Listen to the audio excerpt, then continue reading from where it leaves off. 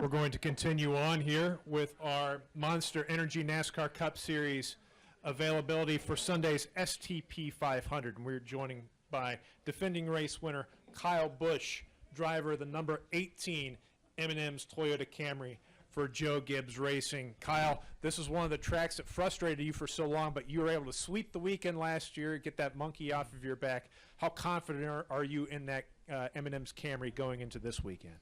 Well, so far so good. We've got some speed in our race car, but we certainly want to work on some of our issues that we've got right now with our balance and try to make that as good as we can, obviously for qualifying here today if that happens, and then for tomorrow we got a couple more practices to try to work on it for the race. So just making sure you've got a good driving car here for the short run and the long run. It's going to be important because this race can go by pretty quickly and can change a lot in a hurry without you being ready for it, and can take you out of the game. So you want to make sure that you're on top of it all day long.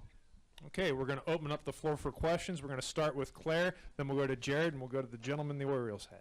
Claire B. Lang, Sirius XM NASCAR Radio. Kyle, ups and downs of the last couple of weeks and trying to kind of get into a rhythm headed into the rest of the season. How do you kind of look at where you're at, where your team is at, and where the patience level is at heading into a race like this? Yeah, we've had a lot of ups and downs. We've also, I don't feel like finished at all how we could have or should have finished in any of the races so far this year. I don't think we've over-exceeded expectations yet at all. We had issues at Daytona. We had issues at Atlanta. Actually, Atlanta, we probably should have finished worse than where we did, so I take that back. But, we ran pretty poorly there overall all day. And then the other races that we've had, we deserved a top 4 finish at Vegas, probably a win at Phoenix, and a top 3 finish at Atlanta or California, and just weren't able to capitalize on those. Weren't able to close in the late stages of the event. So, we feel a little bit behind the 8 ball with where we're at. We'd like to be better. We'd like to have that win, and but we don't. So we just got to keep fighting and keep trying to do what we can with our M&M's Camrys each week, and making sure that we turn those fortunes. And where do you think your patience level is at to kind of get into the rhythm for the season after all that's transpired? 0. Every week it's 0. Till I win, then it'll be 10. Go next to Jared. Yeah, Jared Turner, Edge Set Marketing. One question and a quick follow-up.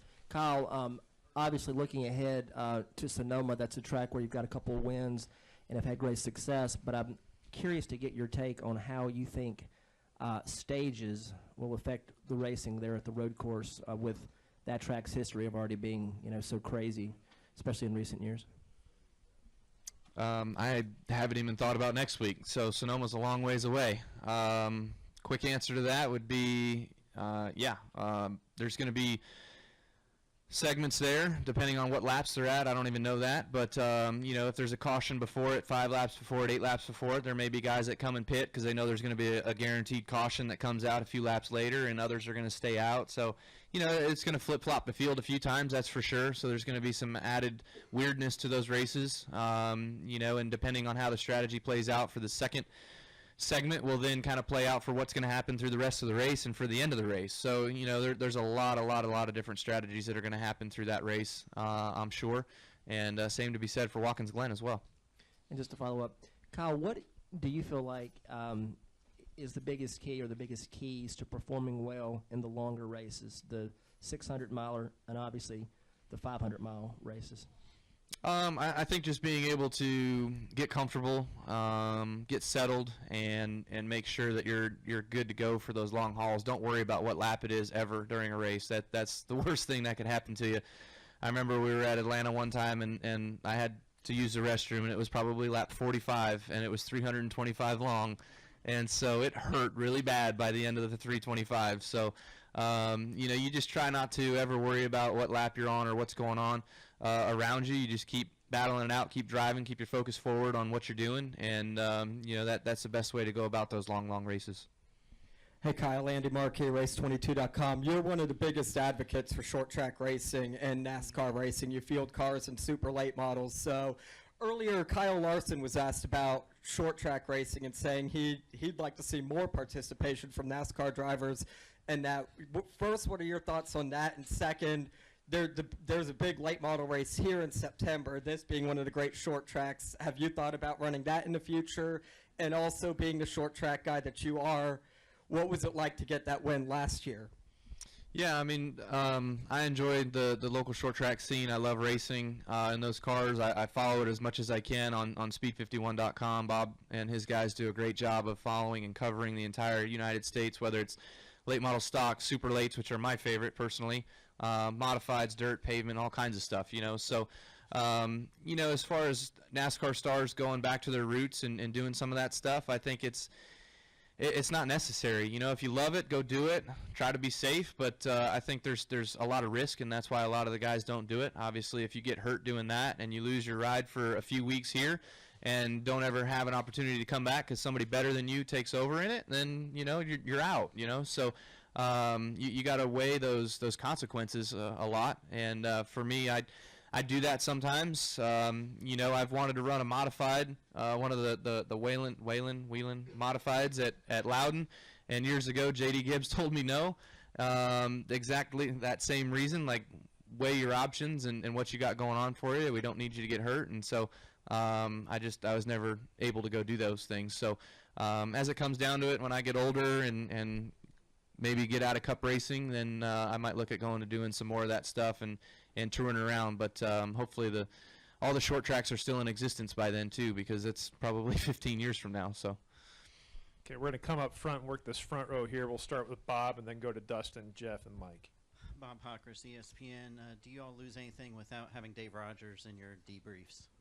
I believe so. You know, I think anytime you lose good crew chiefs, you lose a little bit of strength to your company. I think whenever you lose good drivers like Carl Edwards, you lose a little bit of strength to your company. So we've taken two big bullets, you know, here for this season, one from Carl, one from Dave. And, you know, we've got to recome some of that and get back into the game where we're the strongest four-car team out there, like we felt like we were the last couple of years with all of us in place. So, you know, with Daniel, he's still going to be learning. We know that's sort of a long-term deal that he's got to grow and get better and be ready as a driver more down the road. And then with the crew chief aspect of it with Dave, we're not sure how long he'll step down, but you know, if it's indefinitely, which could be forever, then hopefully Scott Graves will fill that void. But he's so new, so fresh right now that you know, he's going to take a few weeks, at least a month or so, to get up to speed for sure before we can really get to see the full potential out of Scott. Okay, we'll go next to Dustin, then to Jeff, then to Mike. Dustin Long, NBC Sports. Kyle, in all-star events in other sports, there's often the skills competition where the athletes can showcase their skills. But yet in racing, is there a way, or can there be a way, for you guys to have your talent showcased even more so, other than just in a race per se, or changing everything up or changing things? How do you get the true sense of a driver's skill? Whereas like NBA, you see the three-point shooting contest, the dunk contest, Major League Baseball, the home run derby, some things like that. How can you incorporate things like that into this sport to showcase more your talents? I got a hell of an idea. Let's run one lap on the 1.5 mile at Charlotte. Then we'll run the next lap on the 1/4 mile of Charlotte. Then we'll run the next lap on the Roval at Charlotte. So then you get a short track, a road course, and a 1.5 mile all in one speedway. There you go. We can do that. That sounds like fun. I thought of it first. So I don't know. I mean, besides doing something stupid like that, I really don't know how you can put us. You definitely don't want to see us playing basketball. I've Googled Brad Keselowski. That's bad. So Denny would be a heck of a lot better at that than some of the others of us probably. But I don't know how you do that. I think the best thing that we got going for us that I really, really enjoy about All-Star Weekend is the fact that the qualifying procedure is the way that it is, and we can get the pit crews involved. I think that's probably the most fun. You know, they lost their star power a few years ago when we lost the sprint pit crew challenge down in Charlotte, you know. So at least this still gives them something that we really want to see them be able to showcase and them to have fun with during the week. And so that's the most fun for us anyways as drivers. That for me, I like to be and have my team be a part of that with me during that qualifying segment. We'll go to Jeff, then to Mike, then to Robbie. Jeff Gluck from jeffgluck.com. How many? You should just say jeffgluck.com. That would just be like badass. Just straight up. Just straight up. Jeffgluck.com. Got it. Go. How many Everything is Great shirts have you sold? Everything is great. Always has been. Forever will be. Sales are up over 30 grand so far. So, in just 2 weeks. So, a lot of great fan support from that. It's been awesome. Really neat deal for the fans to be as supportive of it. Whether it's you agree with it or don't agree with it, it doesn't matter. It's just for a great cause. So we appreciate that. And for what Samantha and I believe in with our charity aspects and the things that we do with the Kyle Busch Foundation, it's going to go to a lot of good use. And so from Samantha, if I got asked this question, she asked me to say thank you to all the fans out there for their willingness to donate and support our cause. Next to Mike. Mike Kimber, USA Today. Should it be alarming or surprising that the two of the better teams, Gibbs and Hendrick, haven't won yet this year? I don't think it should be alarming. I think it's probably a good thing, to be honest with you. You know, there needs to be more parity in our sport. There needs to be other teams that have the opportunity to get up there and run well and win races. And you see RCR has done that. You see Ganassi has done that. Those would be two teams that probably haven't won in the last couple of years. I know Larson, I guess, won a race last year, but not regularly, let's say, like the JGR bunch or the HMS bunch. So, you know, our time's coming. We know that. We'll turn our program around. We'll get it up to speed to where we need to. I think we're playing a little bit of catch-up right now, to be honest with you. But we do have great partners with the guys at Furniture Row that have been running really good. They've been strong and up front each week, so they've been helping us as well and getting our program to where we believe we know it can be. They've shown us. They've had the potential each week, so we just got to get there with ourselves. Oh no, they're cranking them each day, the shirts. So we keep having to recall and get them to make more each time. I think I don't even know how many batches they've made. I think they just ordered another 400 of them or something like that. So it's pretty good. If you're under a delay of getting your shirt, please be patient. We're getting them, trust me.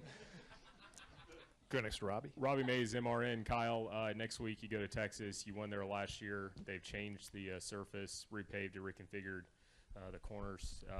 What do you know about the track? What are your thoughts heading to basically a new track next week? Yeah, it's going to be a whole new repave. So to me, those are the absolute worst racetracks we can ever go to. I hate repaves, but it's a part of our schedule. It's a part of our sport, and 5 years from now, 6 years from now, it's going to be great. I'm looking forward to that aspect of it, you know. But right out of the gate, going there and trying to put rubber down, and it's slick, man. It's so treacherous and just hard to get a hold of and hard to understand what you're feeling with your car, because you can think you're tight and you got all the grip in the world and you're going around the corner and then boom, it just busts loose from out from under you with no warning. You know, those are the worst things. And as Joey was talking about earlier, that's why the older racetracks, the more aged racetracks, the Atlantas, the Californias, you're sliding the whole time, so you're already against the slide. You don't have maximum grip, so you're already playing with it and trying to get the most out of yourself and the car that you possibly can, and you're not just locked down, locked in solid, and then it just jumps out from under you, you know. So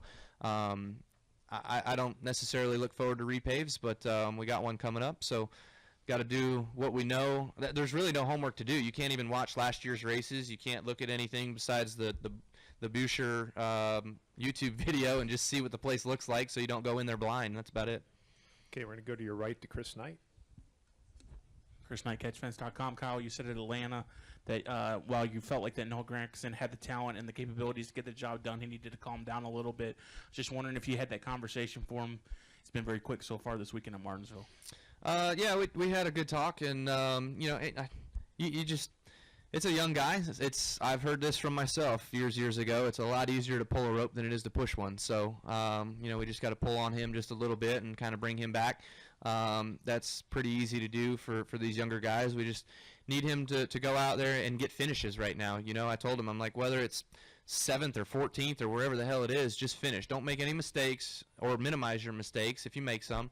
And be able to go out there and get a finish, you know. So that's the biggest thing right now, is just trying to get him back focused to where he can finish, because once you're finishing, then you can go after finishing better. Then you can go after finishing better yet. Then you can go after getting those wins. So, you know, it's no different than Larson. You finish second 4 or 5 weeks in a row, you're gonna score a victory. You know, there's no ifs, ands, or buts about it. So, you know, it was good to see Larson get that last week. But Noah, it's under the same thing with him. You know, first you must finish to finish first.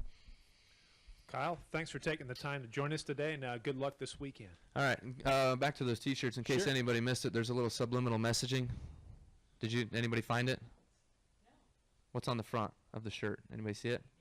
Okay, good. All right, you guys got it. People have asked, they're like, "Why'd you put a $sign on the front of it?" And I'm like, it's an 18. It's not so. Yeah. And they sell for how much? $22. Okay. There you go.